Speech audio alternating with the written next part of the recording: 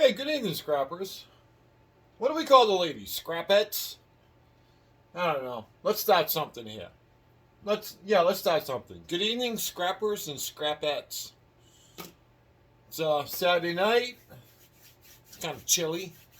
What is it right now? It's not too bad. It's 45 degrees in the shed, and hopefully the heater behind me is going to warm it up. Let's all look at the wonderful thing that a lot of us scrappers run into, especially with drop cord, extension cords, the infamous plug-ins. See, my scrapyard degrades my drop cord if these are still on. So, I cut them off, like a lot of people do. A lot of scrappers do. You cut it off, throw it in a bucket. Some guys actually do it right then and there and get it done. So, basically that's brass. Brass and copper. This is one of a few buckets that I have.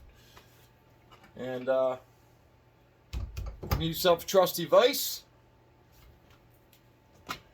I use my straight edge cutters because they got a long handle and they work good for me. Some people use channel pliers and a few other things.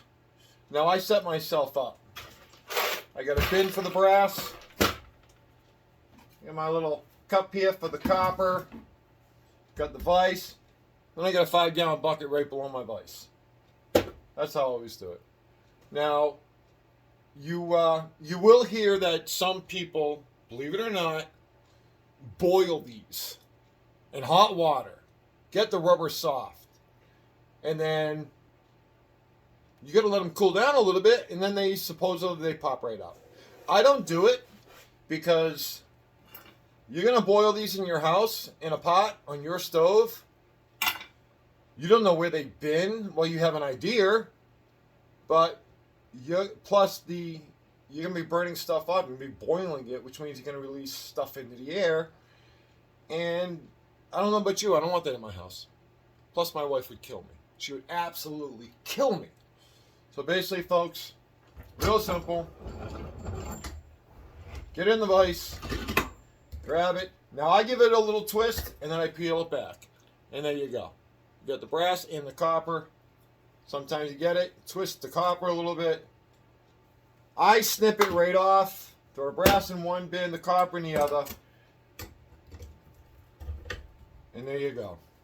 So, like a lot of people tell you, oh, that's tedious, it takes too long, look how long it takes you.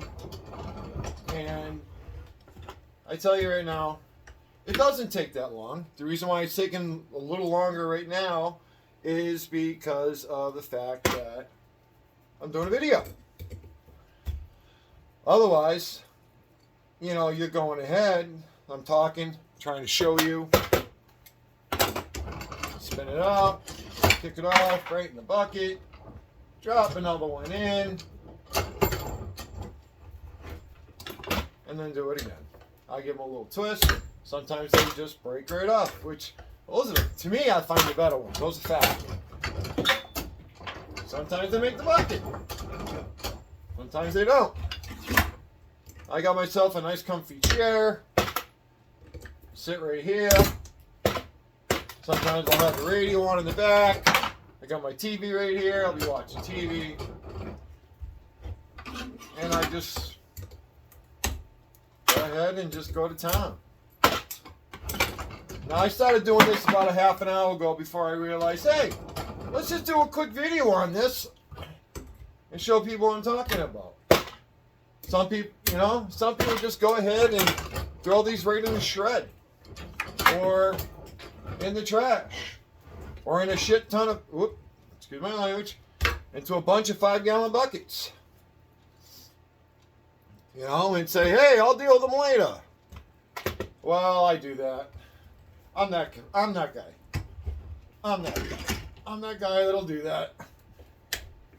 Go ahead, and sometimes, as you see, they don't work all that well. And then you'll have some guys that'll just go ahead and pull the brass and copper out, throw that in another bin and say they'll deal with it later.